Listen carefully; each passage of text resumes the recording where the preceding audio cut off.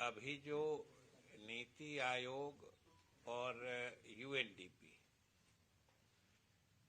दोनों की सम्मिलित रिपोर्ट आई है, पिछले वर्षों में या यूं कहें कि पिछले दशकों में 2005 से ही आया है कि गरीबी कम करने या लोगों को गरीबी रेखा से ऊपर उठाने में जो अपने देश की उपलब्धि रही है और अलग अलग राज्यों की भी जो इस संबंध में उपलब्धियां हैं, उसके बारे में नीति आयोग और यूएनडीपी दोनों की एक संयुक्त रिपोर्ट आई है।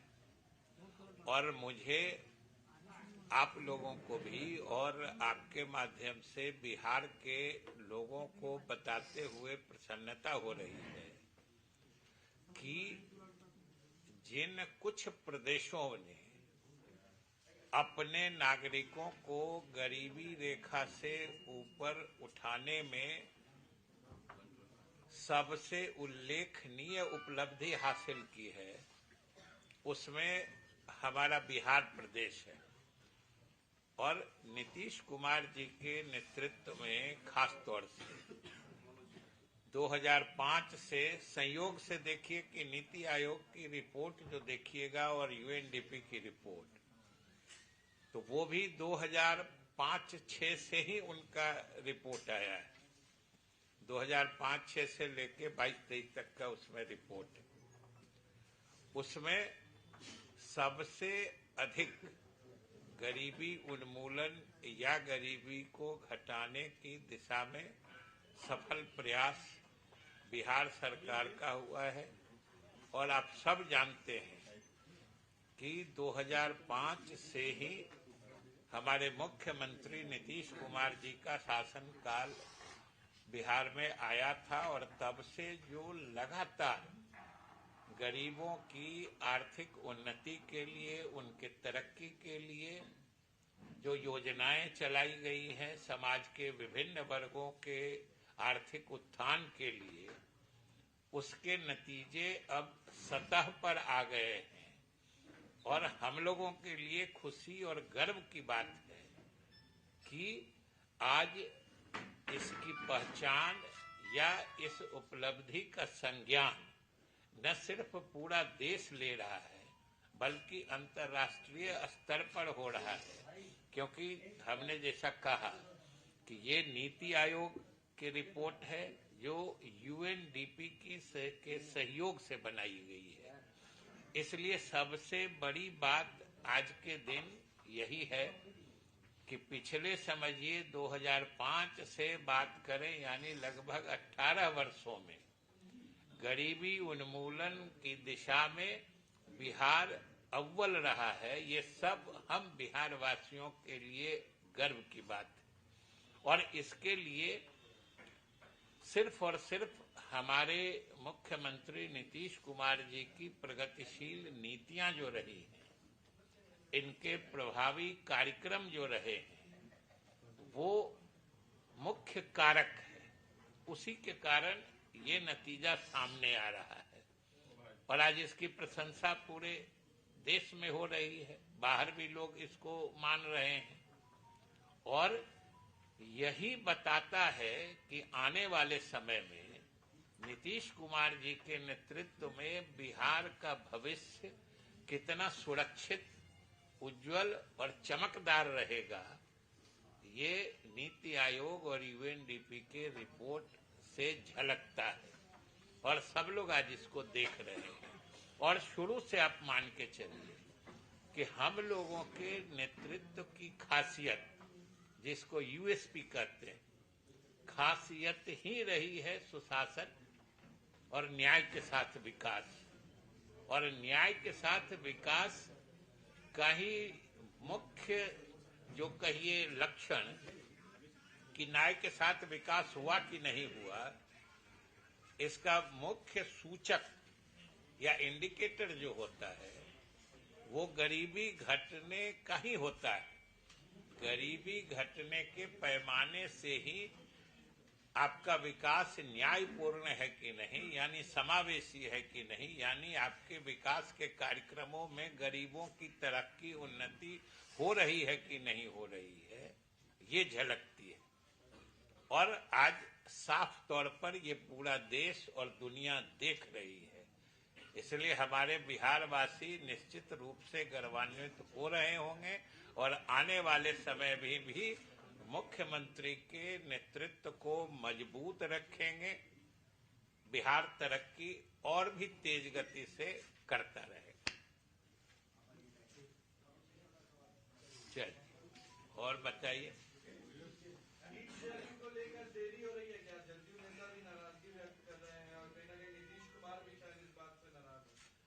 देखिए, सबसे बड़ी बात है कि नाराजगी की बात या कोई नाराज है, ये तो आप ही लोग से हम लोग जानते हैं, फिर कल होके ये भी जानते हैं कि नाराजगी दूर हो गई। हम लोगों को तो जो पता है कि हम लोग के पार्टी में कोई न नाराज है और न किसी को तकलीफ है। ये अलग चीज होती है कि हर आदमी समझता है कि अगर राजनीति में या जो चूंकि चुनाव सामने है, तो अगर चीजें जल्दी जल्दी तय होती जाए तो ये अच्छा है। और हमारे मुख्यमंत्री जी ने और जनता दल यू का शुरू से मानना रहा है कि सीट शेयरिंग अगर जल्दी हो जाता तो अच्छा होता। इसमें तो किसी ने नहीं कहा है कि सीट शेयरिंग में देर होने से अच्छा होता है। ये कोई हम ही लोग का सोच थोड़े है, सब लोग सोचते हैं, सब लोग लगे हैं। आप ही लोग बता भी रहे हैं, जो विभिन्न दलों की बातचीत चल रही है।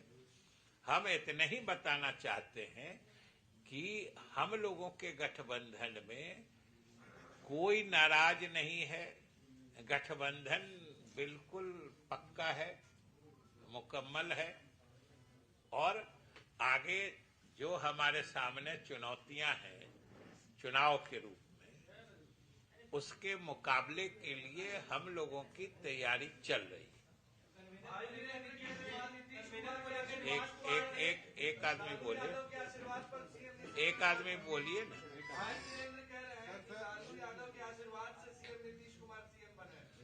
हम लोगों का गठबंधन सब लोगों के साथ है। अभी हम लोग तो एनडीए में भी रहे हैं, सरकार में भी, और अभी तो लालू जी की पार्टी राजद हम लोगों के साथ है। कन्वेनर को लेकर जब प्रस्ताव आया तो नीतीश कुमार ने इनकार कर दिया सर। कन्वेनर के पद, उसकी वजह यही है कि आप लोगों को जो हम लोग बताते हैं, तो हम लोगों की बातों को आप लोग कम गंभीरता से सुनते हैं। इसलिए इन सब चीजों में आपको कोई मैंने आश्चर्य की बात दिखती है। बताइए कि हमारे मुख्यमंत्री जी और हम लोग जनता दल यू के तरफ से शुरू से कहते थे ना कि हम लोग को कोई पद नहीं चाहिए। मुख्यमंत्री जी भी बराबर कहते थे कि हमको पद नहीं चाहिए, सब लोग मिल के काम को आगे बढ़ाइए। तो आज पद का ऑफर आया तो उन्होंने कहा कि इसकी कोई आवश्यकता नहीं है। तो ये तो जो चीज हम लोग बोलते थे, हमारे नेता बोलते थे, उसी के अनुरूप काम हुआ। इसमें क्या आश्चर्य की बात?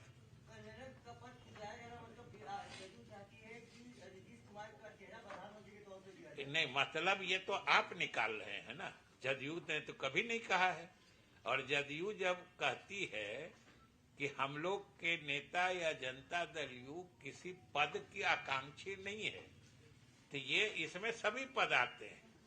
कोई ऐसा तो अलग करके हम लोगों ने कहा नहीं था कि जो हम संयोजक के पद के आकांक्षी नहीं है। सर एक सवाल है सर कि अभी आपने कहा कि महागठबंधन में कोई दिक्कत नहीं है, एकजुट है। बात महागठबंधन की नहीं हो रही है, इंडिया गठबंधन की हो रही है। तो उसी की बात, बिहार में महागठबंधन से अलग इंडिया गठबंधन कहाँ है? तो सीट शेयरिंग को लेकर सर आप लोग बार बार जो कह रहे हैं कि सीट शेयरिंग को लेकर तस्वीर साफ हो जानी चाहिए, तो किसकी वजह से रोका हुआ है? हो जानी चाहिए। हम लोग ये कह रहे हैं कि सीट शेयरिंग की बात जितनी जल्दी तय हो जाए उतना अच्छा है। अभी रोकने नहीं रोकने की बात कहाँ है? हम लोग तो कर रहे हैं, ये चीज जितनी जल्दी हो जाए अच्छा है। इसमें आप कोई नकारात्मक बात क्यों ढूंढते हैं? ये तो सार्वजनिक रूप से सब लोग अच्छा मानते हैं कि ये सब चीजें जितने जल्दी तय हो जाए उतना जल्दी सब लोग अभियान में लग जाएंगे। अभी आपने कहा कि नीतीश कुमार की दूरदर्शिता के कारण ही बिहार इतना तरक्की कर रहा है, नीति आयोग ने अपनी रिपोर्ट में कहा। तो क्या माना जाए कि नीतीश कुमार बिहार तक ही रहेंगे? अभी आपने कहा कि उनके कारण ही बिहार आगे बढ़ रहा है, तो इसका मतलब ये होता है कि वो यहीं रहेंगे। इसका ये भी मतलब नहीं होता कि वो यहाँ से चले जाएंगे। ये सब कहाँ से माने लगाने लगे? माने लगाने की भी तो सीमा रखिए ना। आप माने लगाने का मतलब जंप नहीं मारिए। हमने ये कहा और उसका अर्थ सीधा और इसी सीमा तक होता है कि बिहार की जनता ने नीतीश कुमार के नेतृत्व पर भरोसा किया, उनको अपना समर्थन दिया, और नीतीश कुमार ने जो जनता से वादा किया था कि हम न्याय के साथ विकास करेंगे, वो उन्होंने किया, जिसका जो अभी नीति आयोग और यूएनडीपी के रिपोर्ट में परिलक्षित हो रहा है। हमने इतने कहा है। सर, राम मंदिर के लिए सर क्या मुख्यमंत्री को न्योता आया है? अब ये सूचना हमको नहीं है, राम मंदिर के लिए न्योता आया है कि नहीं आया है, ये सूचना हमें नहीं है। नहीं, हमको नहीं आया। अरे मंदिर बना है तो वहाँ किसी को जाने में कोई रोक है क्या? आप कोई मंदिर बनता है, राम मंदिर तो हम जाते रहे, बचपन से जाते रहे हैं। आपको कौन कहा कि राम मंदिर जाना अब ये महत्वपूर्ण हो गया है?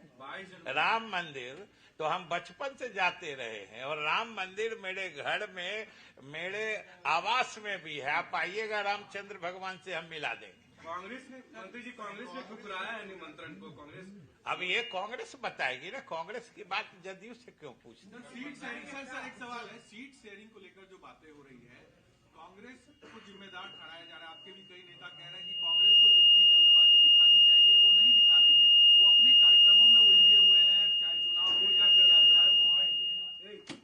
तो क्या कांग्रेस को जिम्मेदार मानते हैं आप लोग इस सीट शेयरिंग में देरी के लिए? सबसे बड़ी बात यह है कि हम लोग जो कहते हैं, आप लोग जो उसका माने घुमाते हैं, उसके कारण न कभी जिम्मेदार बनाते हैं, कभी देरी कराते हैं। हम लोग तो सिर्फ इतना ही कहते हैं कि सीट शेयरिंग भी जितना जल्दी हो जाता, या आज की तिथि में भी जितना जल्दी हो जाए उतना अच्छा रहेगा। अब बाकी अर्थ तो आप निकालते हैं ना।